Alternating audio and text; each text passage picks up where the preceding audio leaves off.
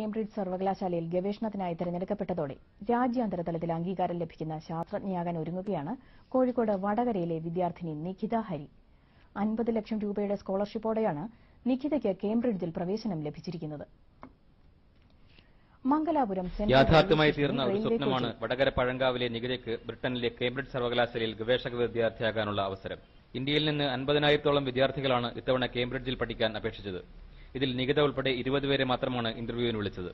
2.5 മണിക്കൂറോളം നീണ്ട ഇന്റർവ്യൂവിന് ശേഷമായിരുന്നു പ്രവേശനം ലഭിച്ചത്. ഇത്രയും വലിയൊരു പ്ലാറ്റ്ഫോം ലഭിക്കുമ്പോൾ അത് പരമാവധി ഈ ഒരു അവസരം നല്ല രീതിയിൽ ഉപയോഗപ്പെടുത്തി എന്റെ എല്ലാ കഴിവുകളും വികസിപ്പിച്ച് നല്ലൊരു ശാസ്ത്രജ്ഞയാവാനുള്ള എല്ലാ സ്കിൽസും ഡെവലപ്പ് ചെയ്ത് തിരിച്ചു വരണം എന്ന് തന്നെയാണ് ആഗ്രഹം.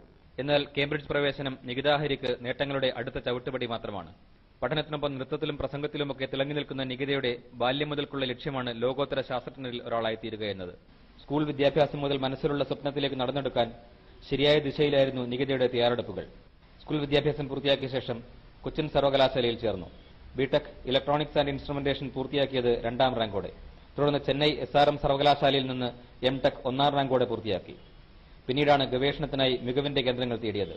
ഹാർവാർഡ്, ഓക്സ്ഫോർഡ് തുടങ്ങി പല സർവകലാശാലകളും നിഖിതയുടെ പ്രതിഭ തിരിച്ചറിഞ്ഞ് പ്രവേശനം നൽകാൻ തയ്യാറായി. എന്നാൽ നിഖിത തിരഞ്ഞെടുത്തത് കേംബ്രിഡ്ജിൽ ഊർജ്ജ വകുപ്പിൽ ഗവേഷണം